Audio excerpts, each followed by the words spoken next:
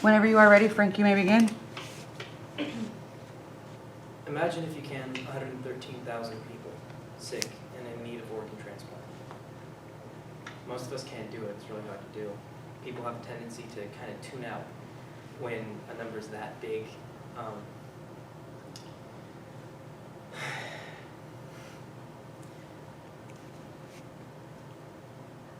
What if I told you that roughly every 10 minutes a new person's added to that list? It becomes a little bit more scary, a little bit more down to earth. And what if I also told you that all of the organ transplant list with all the names on it could be completely useless, redundant, unnecessary? Federal funds for human cloning research should be legalized. It's extremely likely that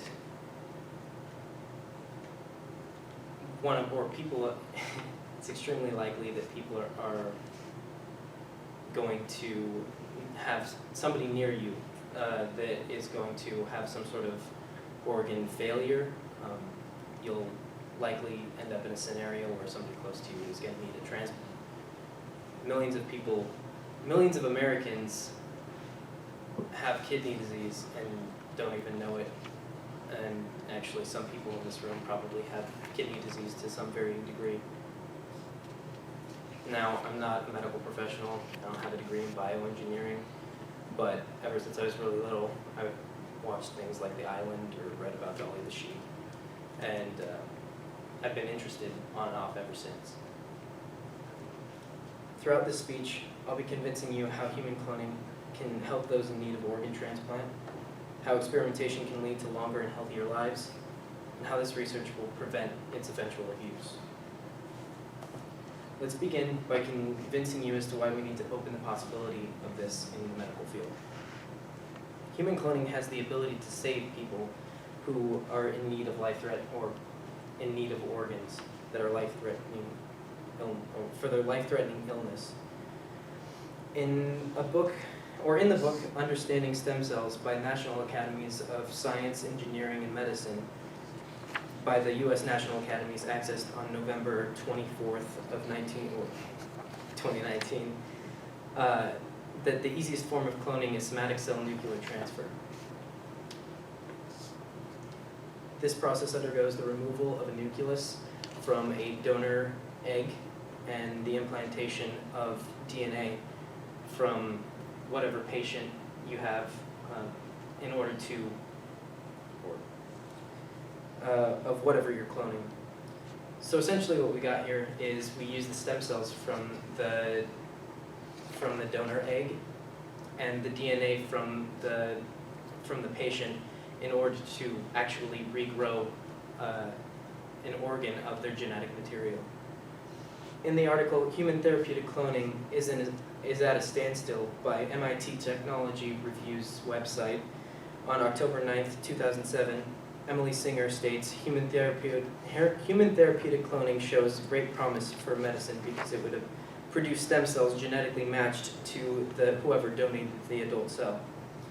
In the near term, scientists want to use stem cells derived from patients with specific diseases to pinpoint the molecular mishaps underlying the afflictions and to test new treatments. Longer term, clone stem cells might be used to replace tissues damaged by diabetes, heart disease, and even Parkinson's. So essentially what we get from this is not only will we be able to transplant organs damaged by heart disease and such, but also damaged tissues from that of diabetes and other illnesses. People wouldn't have to suffer from loss of organ function anymore. Now that I've convinced you as to how cloning of human beings can help people in need of organs, tissues, and limbs, I'd like to convince you how the use of this technology can increase quality of life and longevity.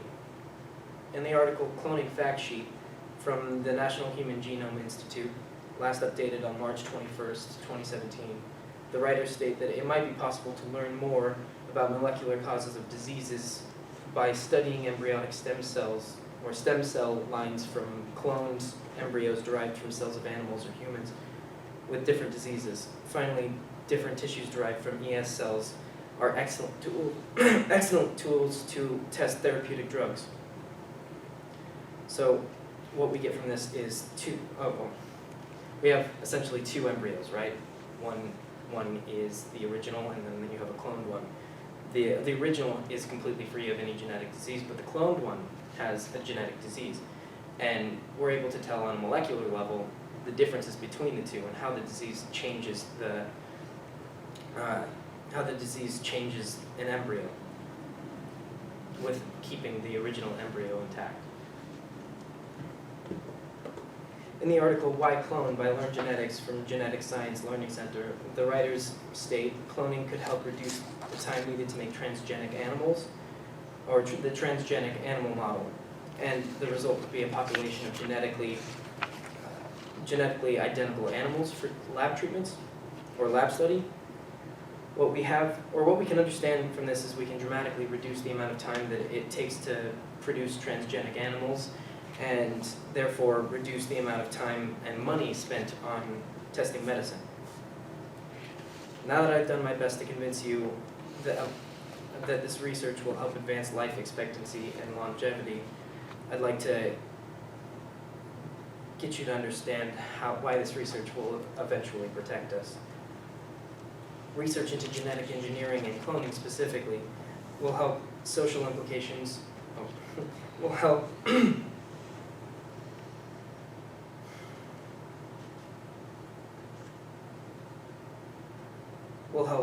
prevent the eventual abuse of this technology.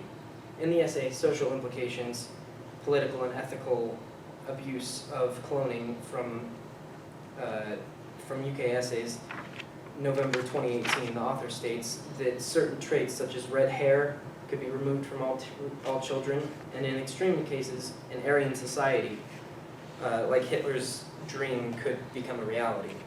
Now, don't get me wrong, this is incredibly scary stuff, and people can pretty easily abuse this technology should they have the technical skill. People have the ability to create perfect humans and remove traits from the gene pool, essentially eradicating an entire people. In an article by M. Ismail, Regulating Cloning from the Center of Public Integrity, updated on May 14th of 2014, the author quotes from the Assemblyman Joseph Pannaccio, who was concerned through the use of language in a bill that was introduced to the Senate years ago. Due to the language of the bill, you could technically make it legal to harvest body parts. Now this sounds scary, and it's because it really is, it's terrifying. But this only strengthens my argument, actually. This reason alone is enough to research into this area or provide funding for research in human cloning. The more people that are informed about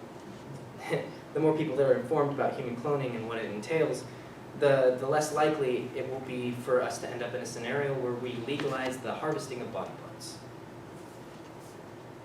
Now you have a better understanding as to why we need to research in human cloning for our own protection. Today I have tried to convince you as to why human cloning can save lives and provide life-saving organ transplants. We've gone over how experimentation in this area is necessary to, or why experimentation in this enables our longevity to be increased, and we've gone over how experimentation with this will eventually prevent the abuse of the technology in the future.